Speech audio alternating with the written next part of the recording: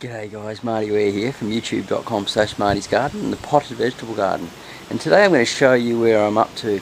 You see, recently I've just come across a bit of a revelation. If you've been following my blog, you'll know what it is. Well, I've come back to a beginner's mindset because I'm realising that I've made a lot of mistakes in this garden because it's a totally different exposure, microsystem. I've done a few different types of plantings, and it's all about establishing what's working and what's not working and why, and etc. So I want to get into showing you what has been working for me.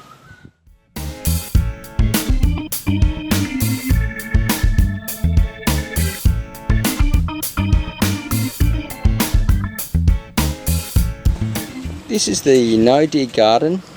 Now, a lot of the herbs and zucchinis and things are taking off. I didn't dig any of this garden whatsoever. It was all laid down with newspaper and then built on top with mulch, some compost, cow manure, chook manure, some 3-in-1 pellets that are organic, that have seaweed and stuff in it. I've been watering with seaweed as well, and a little bit of nitrogen and compost tea and things. Now I've got some papayas growing over here. They've just started to come out. Now the tomatoes here, didn't have a success with these at all. One of the problems is that I put them in too early. They were a bit stunted when I put them in. They never got enough roots down into the subsoil where there was a lot of food for them. So I should have really dug down for the tomatoes and put in some worm castings for them to actually access more food and to get more growth. Also, these tomatoes that are down low, as soon as they get a little bit red, they're getting taken by the birds. I just had to throw a couple in the compost. They get a little bit orange, I can pick them, but they don't taste as good. Another thing I've noticed is because I left too much leaf growth down low earlier, you can see it's all off now, it was picking up some diseases and viruses along the way. This is the dig garden and it's doing much better. I dug it all up and I added the worm castings, compost and the rock dust all in one solution. And these are getting, if you stood them up straight, would be close to 3.5 feet high now, these tomatoes, and they're just growing up single stakes.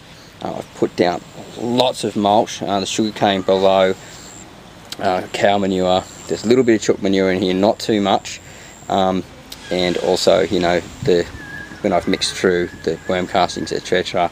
I even took away a bit of the mulch and put some more worm castings around the roots, and because tomatoes will show roots from stem, I've been throwing in some cow manure beside them as well. But the fact being that I may be producing too much nitrogen doing that, but I'm still getting flowers coming out at each nodule. Now the ones that are down low, again, these tomatoes, they probably get taken by the birds, so I should really in theory take them off, but everyone likes seeing red tomatoes, so yeah. And I've been leaving the laterals coming out. I've decided that if the laterals don't produce any fruit, I'm going to take them off, but I want to keep this nice and shaded. My idea here is to shade this soil as much as possible coming into the hot summer months, because I need to keep that cool so it doesn't dry out, and keep those microbes and worms and everything in there nice and happy. So you can see it's not doing too bad. There's some sweet basil there. It's a couple of feet high. I'm planting some marigolds going here to keep the nematodes away. I've got a succulent here that's just going to spread across some nice little flowers so you attract the beneficial insects. And there's some nasturtium growing in here, which is a companion to tomatoes as well, which I just found out from Eden Seeds when I was doing some reading in their catalogue. I knew the sweet basil was, but I didn't know. So now I've got a combination of 3, which is fantastic. If I had some parsley in there, that would be a 4th combination as well. So these are starting to produce quite good, and these are younger than, about a month younger than the ones from the no-dig tomatoes, which aren't really doing any good at all.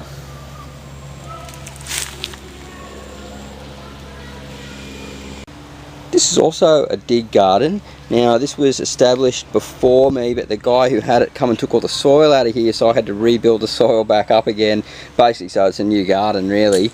I've got some zucchinis growing down here, and these were actually really stunted. They were the worst 2 out of my other ones, and I put them in thinking, oh, I'll probably pull them out. but I just took care of them. Now they're going to produce beautiful zucchinis, and they're really healthy because I'm not wetting the leaf. I'm actually watering down into the root zone and avoiding the leaf so I don't get any of that mouldy mildew that likes to get on these type of plants. You can see no, there isn't any mildew on here at all, so that's fantastic. And the mint that I put in last week, the chocolate mint, that's doing fine. That's going to start spreading across soon. There's some dill in the background there, which is great for fish, and looks like it might want to produce some flowers soon, but I've got to get some more information on dill and how long that's going to live there for. I haven't used it yet in cooking. These tomatoes come up in the compost by themselves, and I've just got some more herbs and things and calendula flowers, which are great for a tea. And really healthy for you, and some snapdragons. You can eat snapdragons. Another little tomato come up by itself. My compost heap over here, which really needs to be 1 cubic square metre to get the heat in there and the breakdown effectively, but it's working.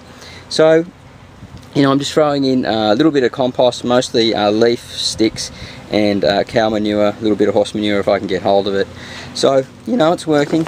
So I'm pretty happy. You know, luckily I get lots of leaf, a whole big bag from the local school now where Karen goes to school. I've got in tune with the gardener, and he drops it off once a fortnight, but I think it's going to be coming up to once a week.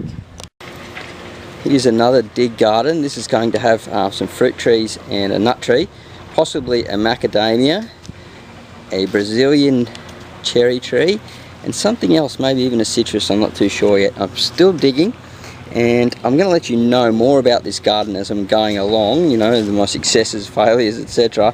But I'm just turning over the grass and just leaving the grass in there for now, because that holds all the soil together. If I get a windy day, I don't want to lose a lot of that topsoil, and I don't want to dry out too much either, even though it is. I want the grass to dry. I'm going to put it in a pile, and I'm going to use it again as mulch. So you know, I'm not letting anything go out of here in the garden. I'm going to mix in the worm castings, the rock dust and the compost through here, cover it in mulch, and we're going to start planting it out. Thanks so much for watching my videos and becoming a part of the Marty's Garden series. I really hope you're enjoying all the videos that I've been bringing out to you and learning plenty along the way, and watching as Karen and I develop into, well, what we like to call happy gardeners. But I do have something else for you. Now, before you subscribe to this so you can watch more videos and click the like button down below so your buddies and that can see it too, you may want to go off to the Potted Vegetable Garden. Yes, www.pottedvegetablegarden.com. It's my website where I teach you how to grow food at home. Look, there are over 200 pages indexed in here now, and you will need to really search around to find what you're looking for. We've got everything from growing fruit trees, tomatoes, sprouts, worm farming, mini greenhouses, companion planting, growing chilies, and we even teach you how to repel fruit flies and grow sprouts at home, and healthy recipes for kids, and we're adding to this all the time. So come and see us at www.pottedvegetablegarden.com, and we'll see you in there. Happy gardening. Bye.